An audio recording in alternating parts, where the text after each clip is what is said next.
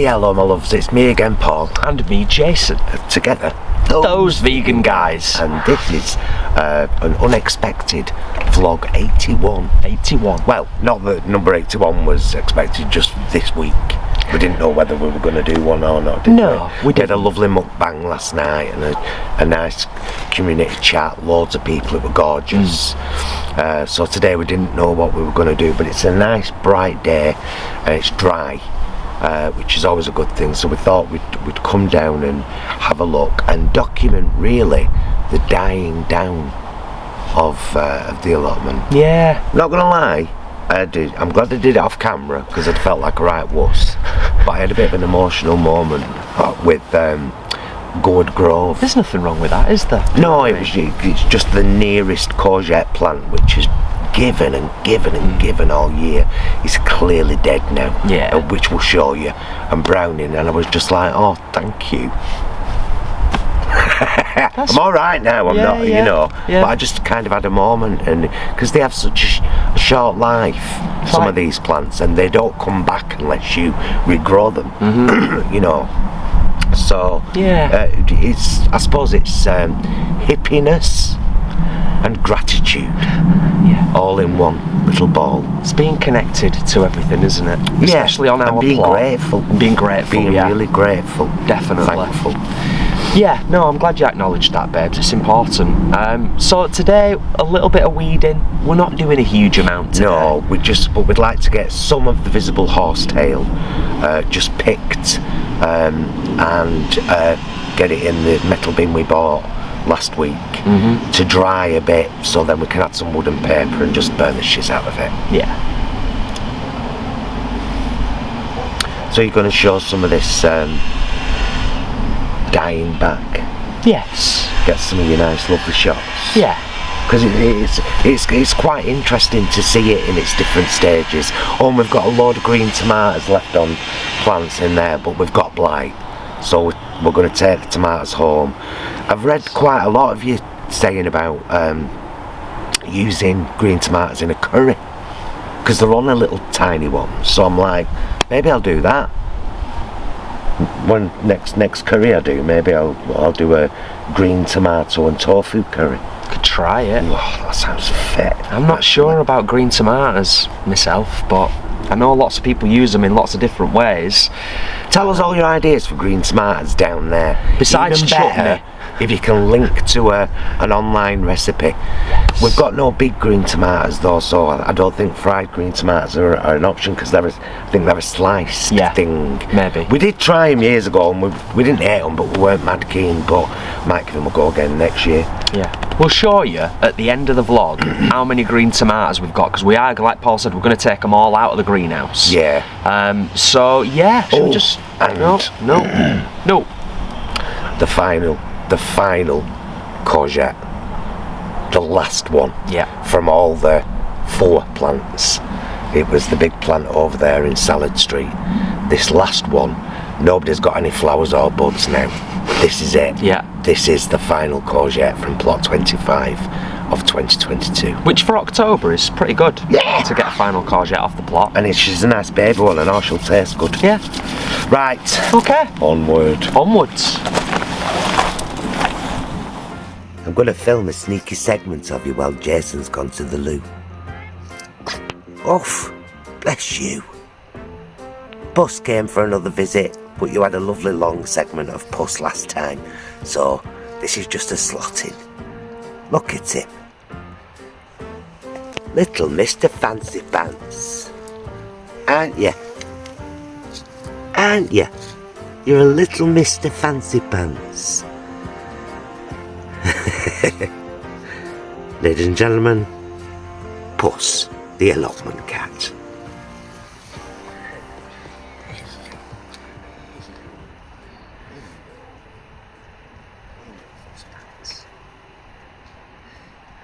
This is a slotting segment, so give us a thumbs up to end it, Brommers. Yay! It's got to end with Puss, surely.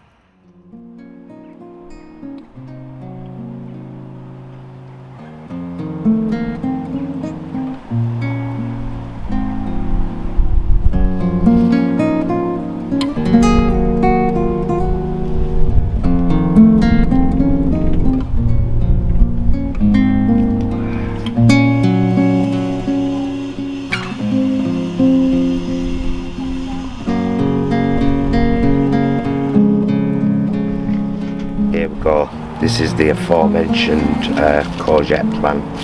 We was going to show you it in situ, but I've just been getting all the horsetail out of the bed, and it's basically, I don't know if you can see that. Yeah. Can you see that all right? Hang on. It's gone a bit like jelly, and the leaves are bone dry, very crispy, but that's good composting there. I've left the roots in the ground to nourish the soil, as many of you have suggested to us over the last year and a half, and yeah, so there you go. That will now go in our good compost. Yes. Hello again, folks.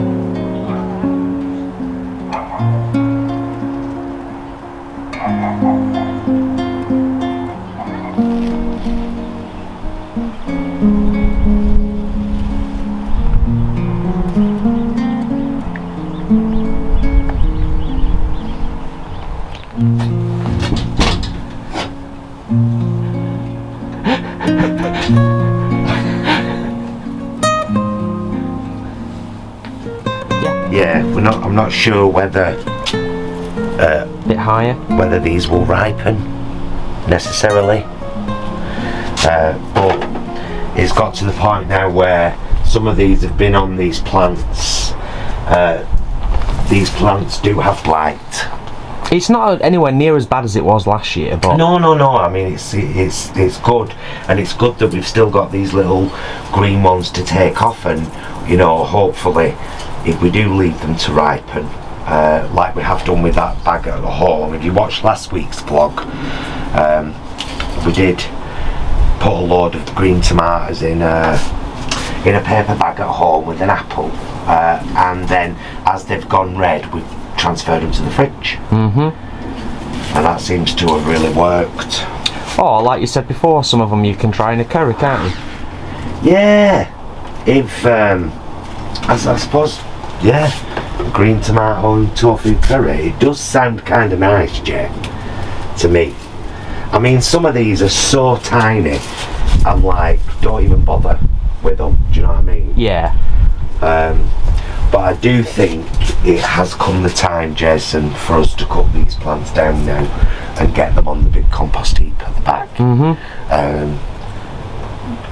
Just, yeah. Do you? Let's get it done. Okay.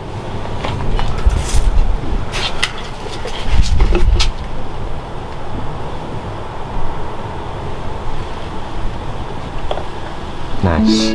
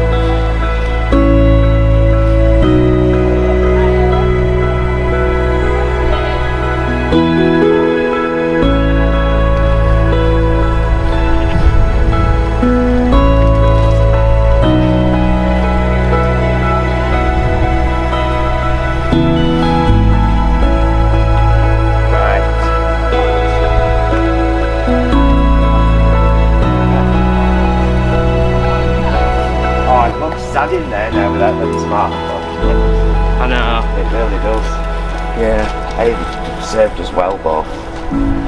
Amazing!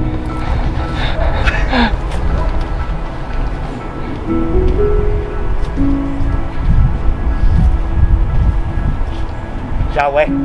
Yeah? Careful with the nettles.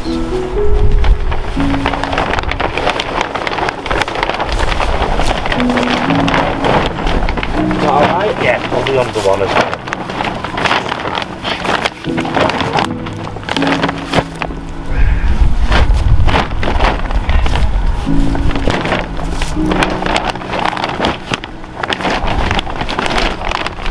Oh, muddy now. Proper muddy now. Actually, let's swap them round. So this big docker one there. There we go. Right, cracking compost. Yeah.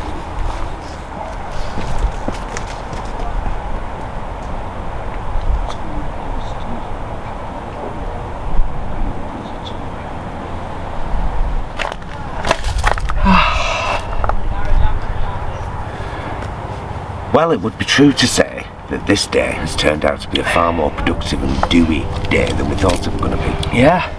You've driven that, to be fair. I was quite happy to just come down here and have like half an hour quick brew. I didn't want to.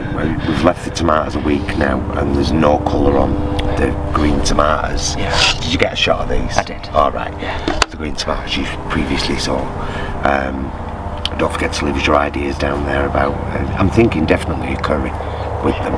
I'll try a curry, just like I always talk about how I will try mushrooms, as long as they're small enough, in stuff, on stuff.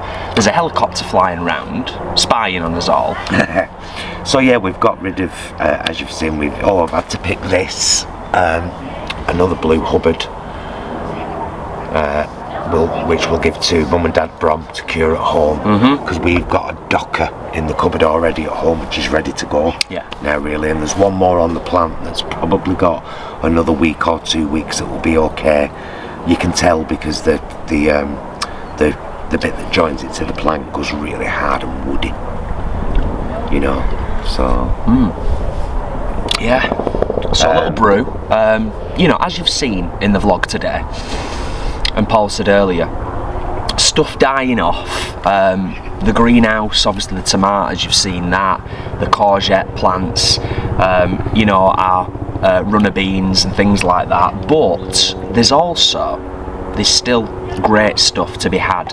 Fingers crossed. There's a lot of life. Our sprouts are looking, fingers crossed, touch wood, they're looking healthy. And we might have sprouts for Crimbo. Which would be great. The kale you mentioned. Got 4 kale plants on the go there, and I've harvested very little of it, and it's a hardy plant, kale.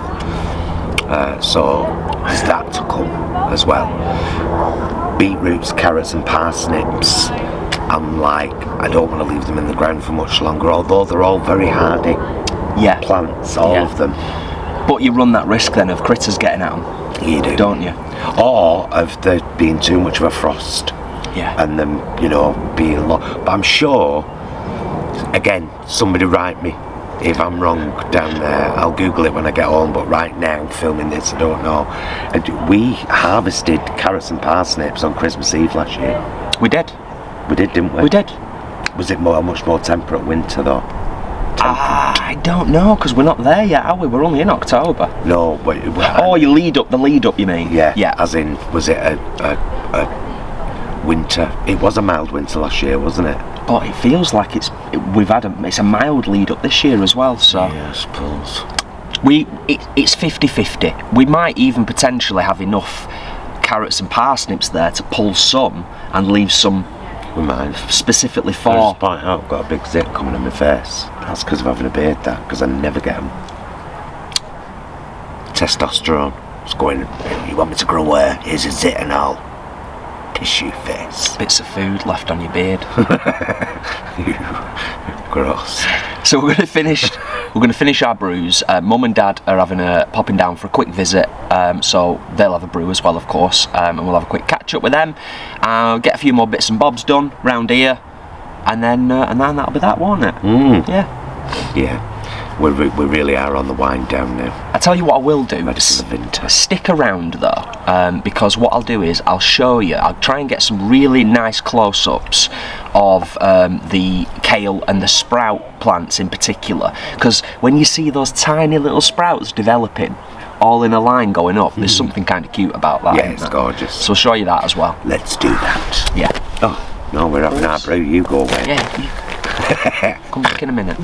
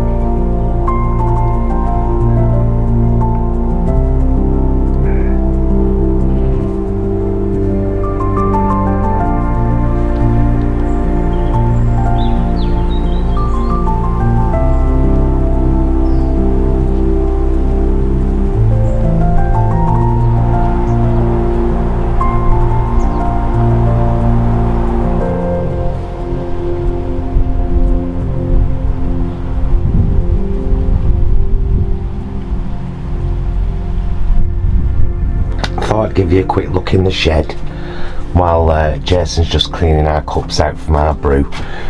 We are going to be having a sort out in here at some point, but I did want to show you our lovely little larder provided by the lovely Flanny, Deb and Andy. Cheers guys, we unboxed it at last. We've still got some cards and postcards to put out and our lovely ladybirds from Naomi, but wanted to show you that. Jay's just been and rinsed the cups. Ah, look at you in the sunshine. That's a lovely shot to end on. With the stalks upside down, like this. And then they'll last for weeks and weeks and weeks. You either do that, or you plait them together. Have you ever seen people plait them together? I have seen them looking like. Yeah. But I don't know how to do that yet. I might need to look that up on YouTube. The plaiting technique.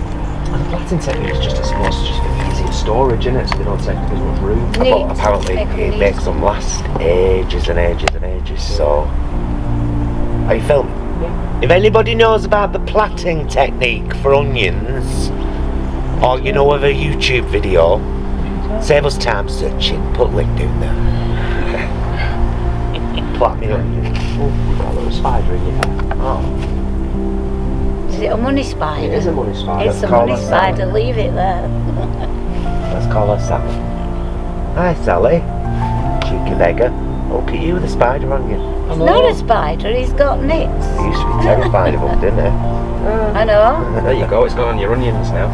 Into that little box. Oh, I might get some money then. Yeah, I see you. Come on, we're trying to save you. Come on.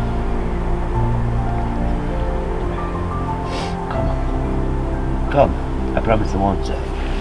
Just want to put you over here. Look, there's like a whole jungle.